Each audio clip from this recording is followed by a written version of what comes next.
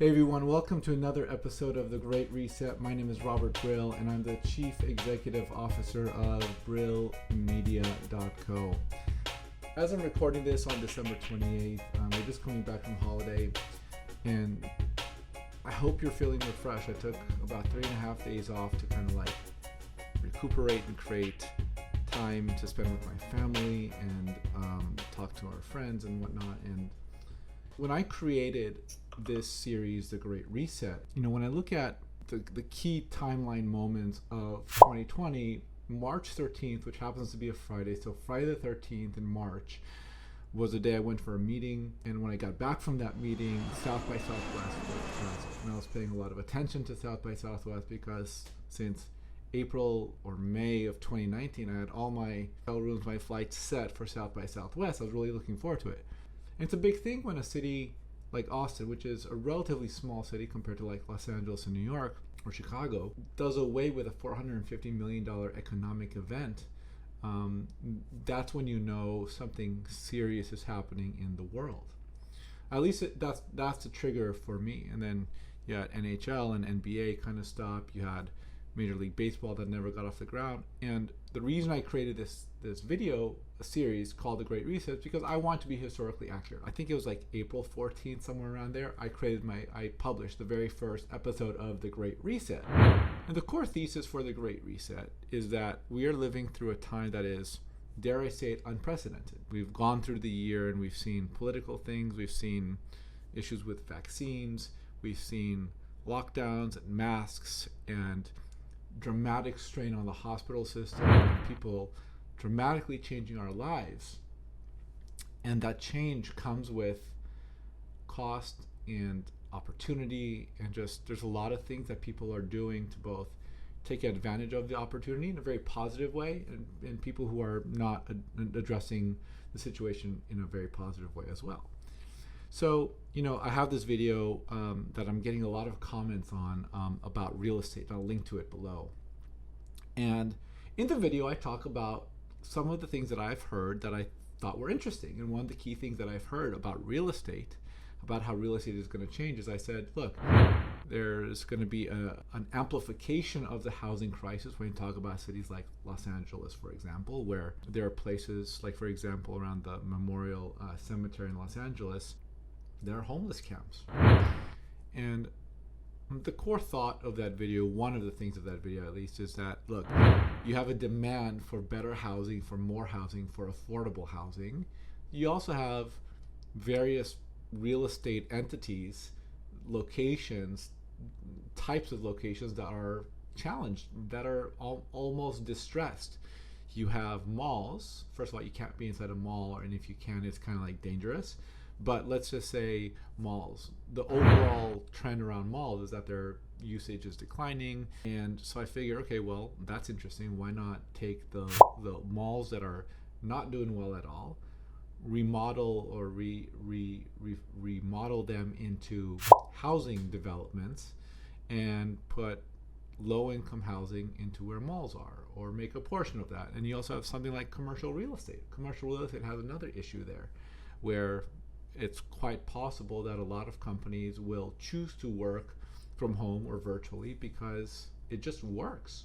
We don't know what the long-term effects are going to be, but it's possible that you're going to have a big problem with commercial real estate in the coming years. Why don't we take some of the, not me personally, but I'm not in that business, but I think you're going to see an opportunity where commercial real estate and mall real estate are going to be revamped into housing. And I'm getting a lot of weird negative comments, and the comments are about conspiracies, and the comments are about individuals that are trying to do things that are nefarious and global cabals and whatever. So, if it's a relatively innocuous comment or an interesting comment, I'll respond, because I'm actually really interested in understanding what people are talking about and where their minds are, and I'm trying to get to when people say big things, what's the underlying current that leads them to that decision-making point. But it's a really interesting reaction that I'm getting. And I think one of the reasons I'm getting that kind of really negative reaction is because of the term, the Great Reset.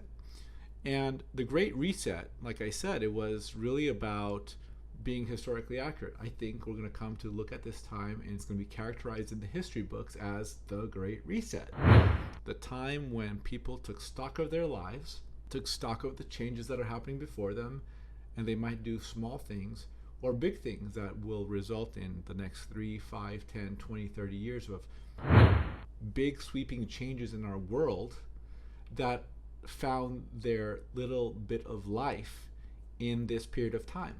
I say that, for example, when you're stuck at home and you're quarantining and you can't be with the people you want to be with, whether it be family or friends or partners or dating or whatever, living the life you want to live, you might say, look, I don't want to work in the profession that I'm working with, and instead maybe I'm laid off, and maybe I want to build an Etsy store making custom cups or art or whatever it is, right? And people are going to take the leap because they don't have the thing that's holding them back, which is a good paying job anymore, or the stability that they thought they had, or people have 4 to 6 to 12 months of savings to back them up, and they realize that system is broken, that doesn't suffice anymore, or that the government isn't gonna bail you out. I'm not talking about the politics of that. I'm not saying that the government should or shouldn't.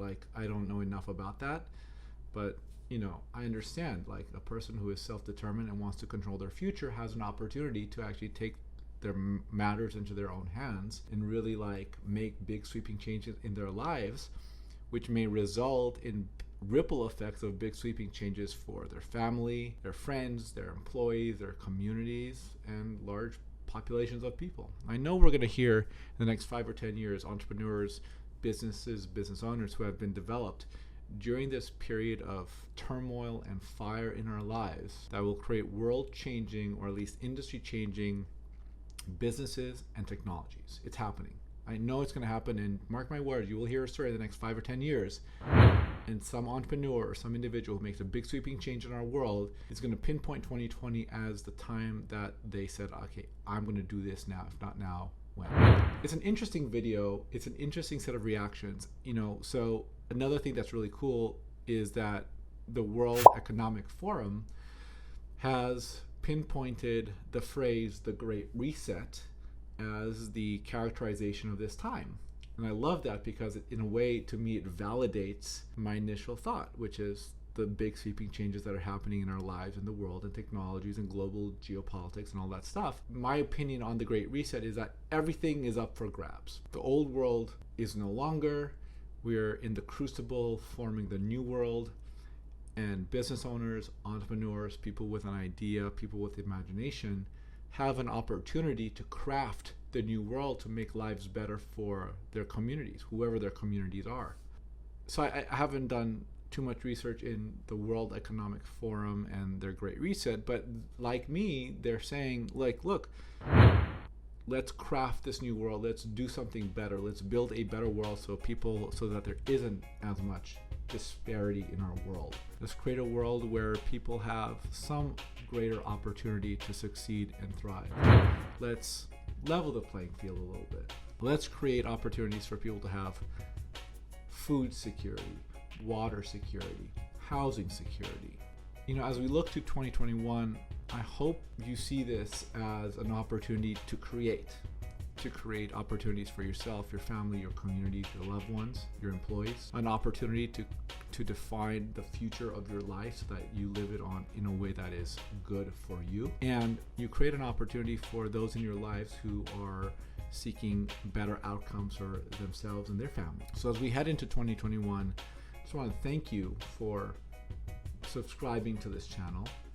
Thank you for following, and thank you for being a part of this journey as we experiment with YouTube alongside the core business that we have, which is marketing and advertising.